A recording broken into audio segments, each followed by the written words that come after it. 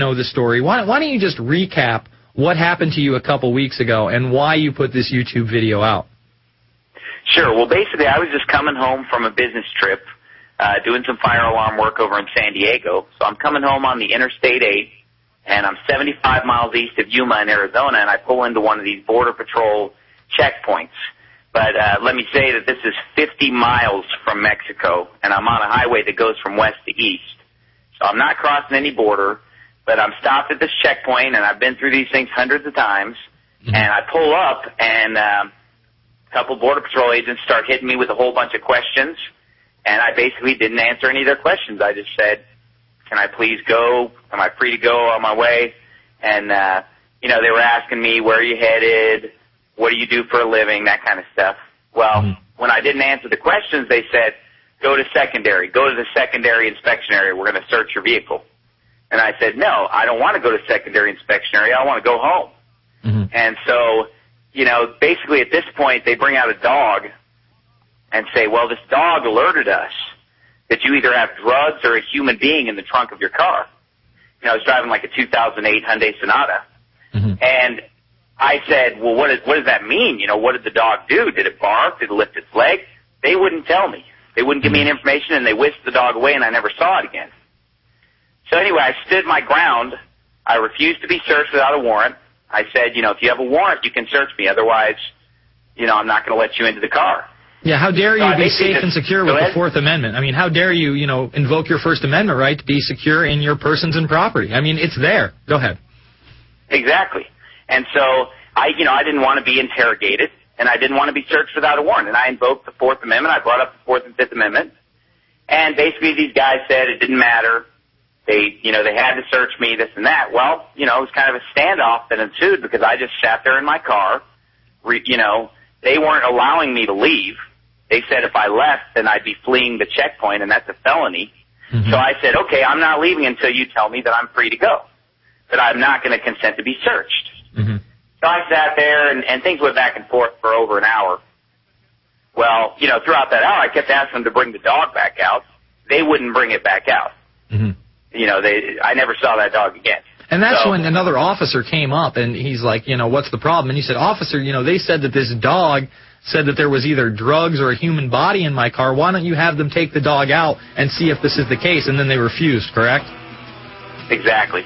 All right, we're going to come back to Pastor Steven Anderson after this. If you haven't seen the YouTube video, you need to. He says it all right there with fresh wounds on his face. We want to get the latest. We want to see what's happening with this case. It's the Info Warrior with Jason Bermas, PrisonPlanet.tv, Infowars.com.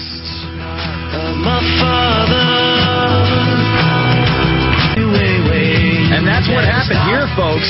God forbid you say, hey, I have a Fourth Amendment. They will come and take you away. And it is not paranoia. The police, authorities in general in this country have gotten out of control. They think they have godlike powers, and they rule over you, even when you're an innocent guy, when you haven't done anything wrong. And we're at the point of Steven's story where he's asked for the dog to come back out so that the officer can see that, well, there might be a dead body or drugs in the car, and that just doesn't happen. They refuse to take the dog out. What happens next, Steven? Well, the one who asked to bring the dog out was basically the Arizona State Police, which is known as the DPS, Department of Public Safety. They are the ones who showed up, and I implored them to get the dog back out there. And the DPS officer seemed that was reasonable. He asked them. They wouldn't do it. So he said I was under arrest, and I said, he said, we're going to search the car whether you like it or not, so you might as well just let us in to search it. I said, well, if you're going to search the car, you're going to search the car. But I said, I'm not going to give you permission to search this car. I'm not going to open it up for you, So I said, you do what you got to do. So anyway, I sat there, and basically the officer goes to the passenger side window, and he starts tapping on the glass with a little hammer. And I had also heard him say to the Border Patrol agents, oh, we'll take it from here. Don't worry, we got it, kind of acting like he was the only one who was going to do this, him and his partner, that is. Well, they're tapping on that passenger window for over a minute. I didn't really understand why, but they just kept tapping away at that passenger window. Well, to my left, there's 3 Border Patrol agents or so kind of crowded around my door, and they didn't have any hammers out, they didn't have anything out. They were just kind of standing there, and one of them says to me, cover your eyes, there's going to be glass. because I was expecting that passenger window to break out. So I put my face in my hands. I put my hands over my eyes like they told me to do. And as soon as I was in that position with my eyes closed, hands in my face, both windows shattered. The one that was just inches from my head and the passenger window shattered simultaneously, and I was just instantly tased. So the moment that taser hit me, these two metal projectiles plug into me, and that 50,000 volts begins to flow, well, I'm totally paralyzed because that's what the taser does, in addition to, putting you in a lot of pain. So I'm in extreme pain, and I'm paralyzed. I can't move anyway. Well, all of a sudden, a hand comes from the left and grabs my head and shoves it into the broken glass that was left from the window that was just busted out right next to me. So my head is just shoved into that glass. I could feel the glass shoving into my flesh.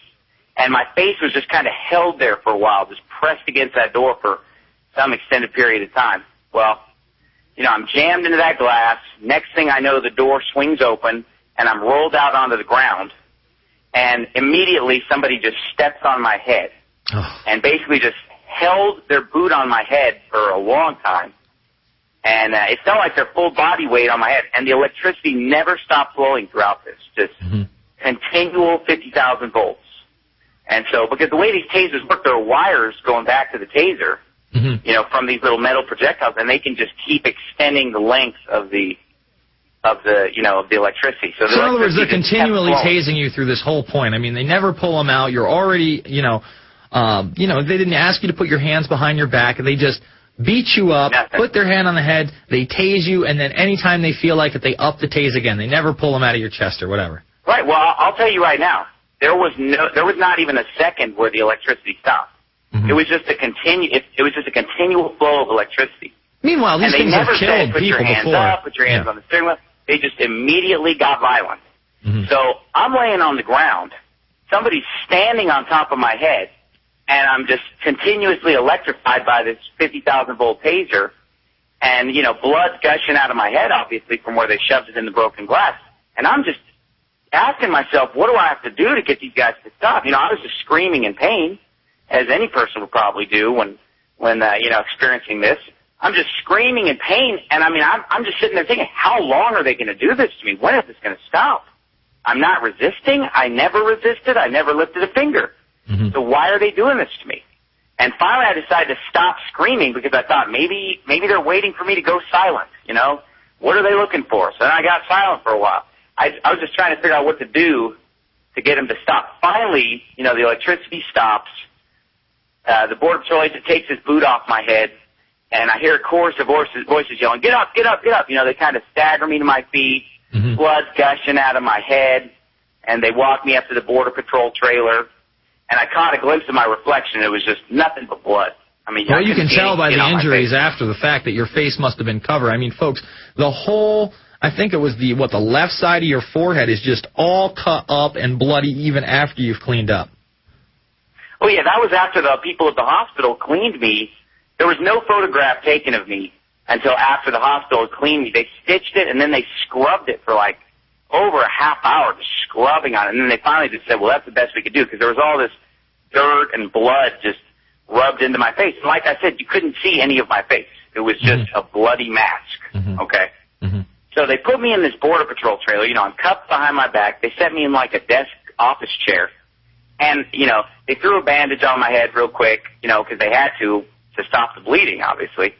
And then they laughed at me, made fun of me. "Oh, you're not so tough now, huh? And, oh, you didn't think we were going to search you. I guess we won this time, huh? I guess we did get to search you after all, didn't we?" And guess what they found when they searched me? Nothing. Because I didn't have anything illegal. And did they even apologize? Did they act upset that they didn't find anything? You're the one that really wins this. You take a beating from a bunch of thugs for no reason other than they don't know the law and they think they're tough guys.